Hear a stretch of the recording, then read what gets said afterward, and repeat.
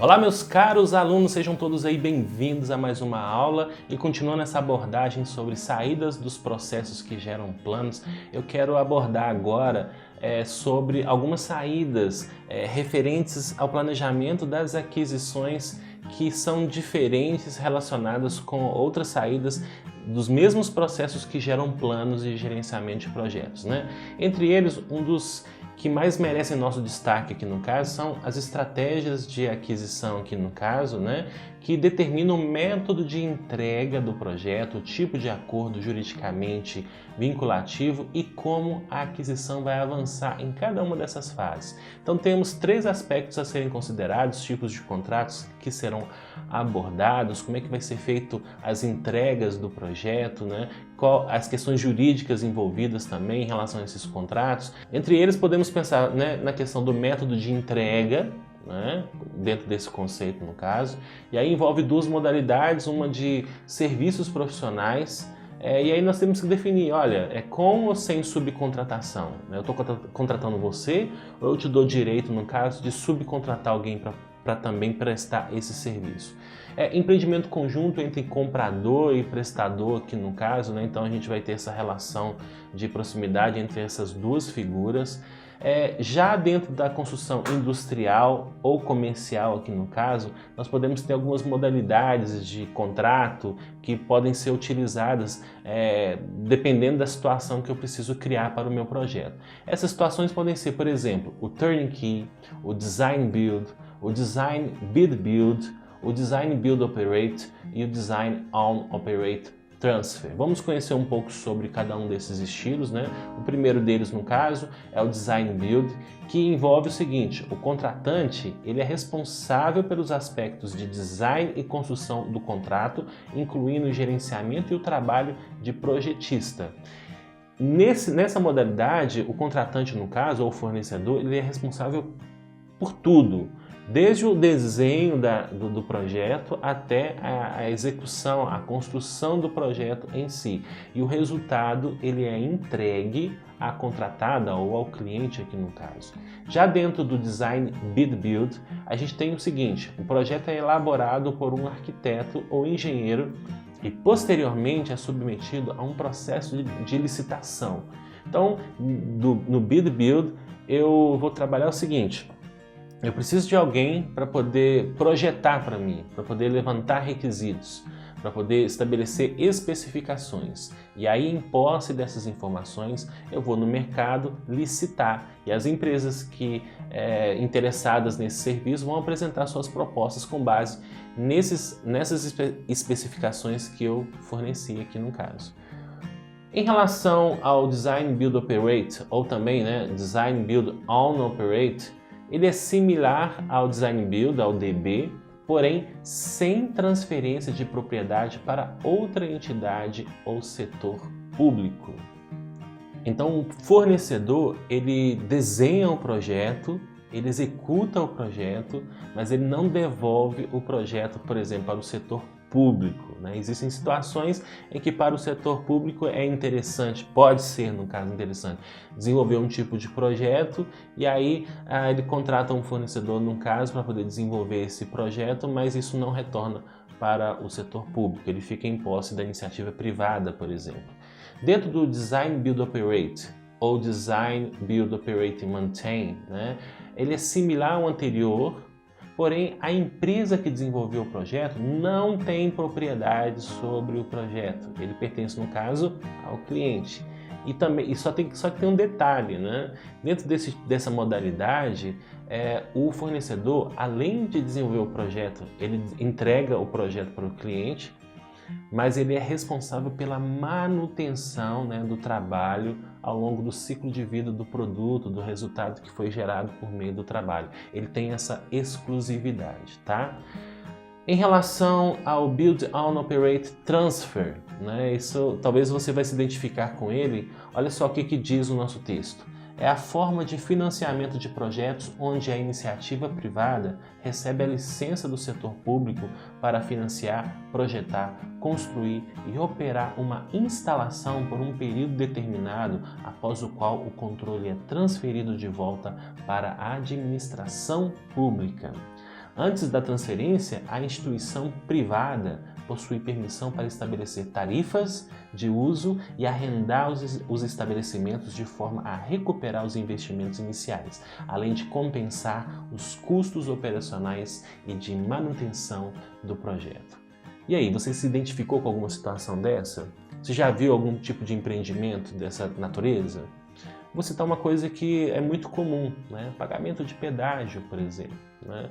Quando você está pagando por um pedágio, uma empresa lançou uma licitação, um governo lançou uma licitação, algumas empresas concorreram, entre elas uma ganhou essa licitação e ela vai ser responsável pela manutenção daquele trecho durante 20 anos, 30 anos, onde ela vai cobrar pedágio de nós, aqui no caso, para que nós tenhamos aquela via em condições trafegáveis, né? E durante esses 20 ou 30 anos de utilização daquele espaço, no caso o fornecedor ele vai explorar, né, o máximo possível em relação à cobrança dessas tarifas, mas finalizado esse prazo, isso volta para o poder público no caso, ok? Então, isso é muito comum, né? A questão também de construção de aeroportos, né? Pode acontecer isso também, uma empresa assume uma reforma e ela administra ali, cobra tarifas durante um determinado período de tempo para poder reaver os custos do projeto, obter retorno do investimento que eles tiveram, né? Então, esse aí no caso é o Build, Own, Operate, Transfer, ok? E temos aí também um contrato de turnkey, que é utilizado em processos licitatórios em que a empresa contratada fica obrigada a entregar o resultado do projeto em plenas condições de uso. Vamos supor que o governo precisa contratar uma empresa para construir uma ponte, né? E optou por trabalhar com a modalidade turnkey. Isso quer dizer o quê? Que o governo vai contratar um fornecedor que vai desenvolver todo o projeto, todo o aspecto de construção, todos os estudos necessários e vai entregar a ponte operando, com os carros passando por cima delas, atendendo a requisitos e padrões, seja nacionais ou internacionais, de qualidade aqui no caso, né? Isso é o que nós chamamos de turnkey.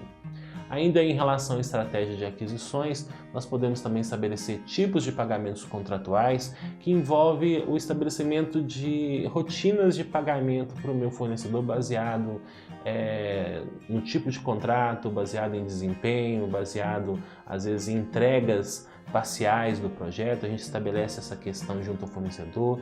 Isso inclui, no caso, os tipos de contratos como importância global, preço fixo garantido, custo mais remuneração concedida, custo mais remuneração de incentivo, tempo em materiais, meta de custos e outros. Depois nós vamos ter a oportunidade de detalhar todos os tipos de contratos à medida que a gente for avançando nos nossos estudos, ok?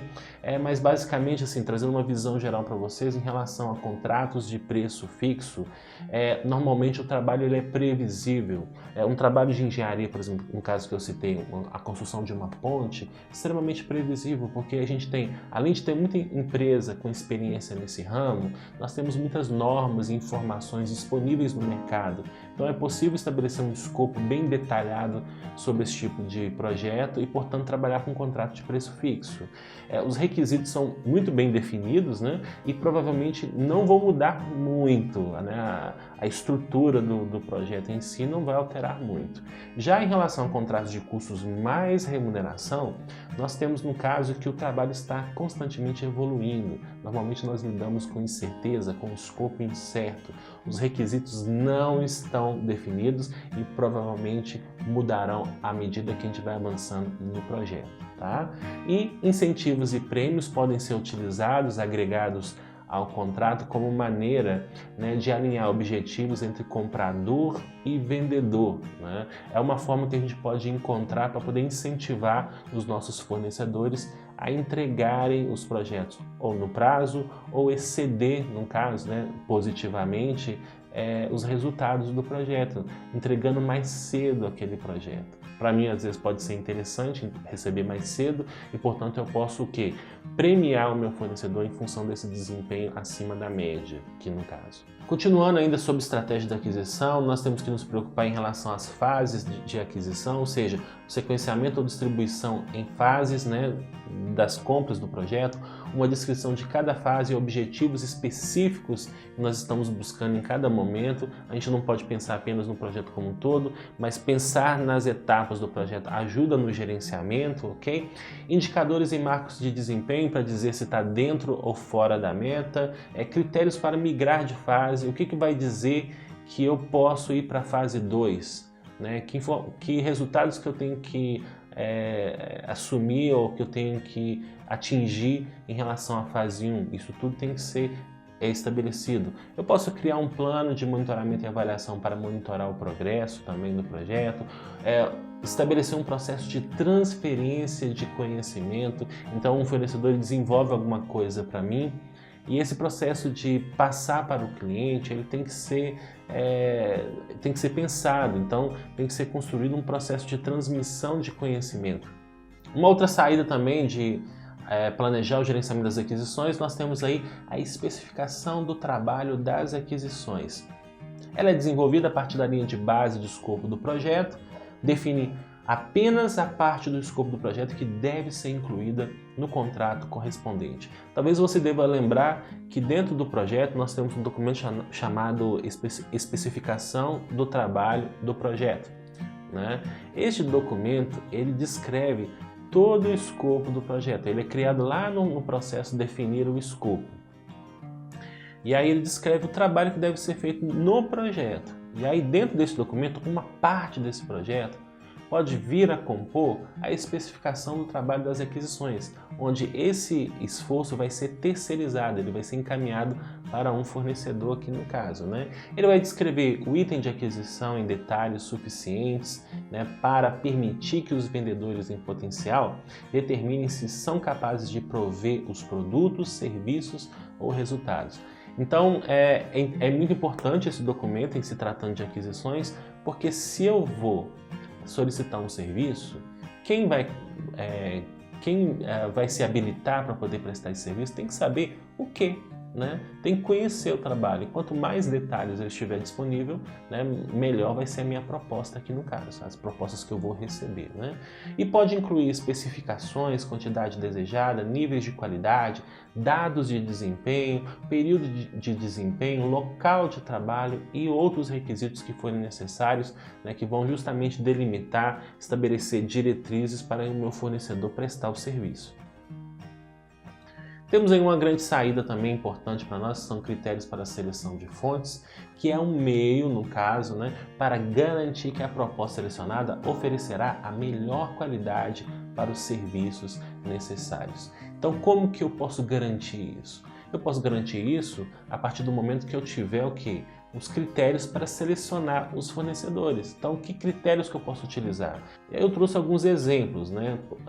Nós temos aí capacidade técnica que pode ser utilizada nesse processo, né, de definir quem tem mais condições, melhores condições de prestar o serviço, quem é mais capacitado tecnicamente, qualificação ou mesmo estabilidade financeira, porque o fornecedor talvez em determinado período de tempo ele vai assumir ali os custos do projeto e ele tem que ter caixa para isso. Então eu posso eventualmente avaliar o meu fornecedor com base na sua estabilidade financeira. Esses são apenas alguns exemplos de critérios para selecionar fontes ou, no caso, selecionar fornecedores. Eu posso aplicar uma série de outros critérios que vão permitir que o fornecedor selecionado seja o melhor para o meu projeto. Também aí, como resultado do processo planejar o gerenciamento das aquisições, nós podemos ter solicitações de mudanças. Então, uma decisão que envolve a aquisição de mercadorias, serviços ou recursos, normalmente requer uma solicitação de mudança, né? Então, esse processo pode requerer a revisão de itens anteriores do projeto, né? E essa revisão ela pode se dar por meio de solicitações de mudança. Às vezes, a gente descobre novas informações, novas maneiras de executar o trabalho, temos aí uma oportunidade, no caso, a ser explorada, e isso reflete em outros documentos, em outros planos do projeto. E essa provável mudança em relação aos documentos do projeto deve ser feito por meio de solicitações de mudança. E chegando ao final aí em relação às saídas, né, de gerenciamento, de planejar o gerenciamento das aquisições, nós temos aí estimativas de custos independentes. O que seria isso? Para grandes aquisições, a organização pode optar por criar suas próprias estimativas ou solicitar de um profissional externo para servir de ponto de referência. Isso vale para a nossa vida como um todo, né? Você não vai contratar alguma coisa sem saber quanto que ela custa, quanto que o mercado paga por ela. Então nós temos que ter essa informação. Às vezes ela não está disponível na internet, então nós temos que pesquisar. Precisamos levantar informações, às vezes até contratar algum terceiro que possa me ajudar nesse processo de estimativa. Por quê? Quando eu receber uma proposta, eu tenho que saber se o valor daquela proposta está aderente àquela realidade, né? Então, uma forma de comprovar isso é por meio das estimativas de custos independentes.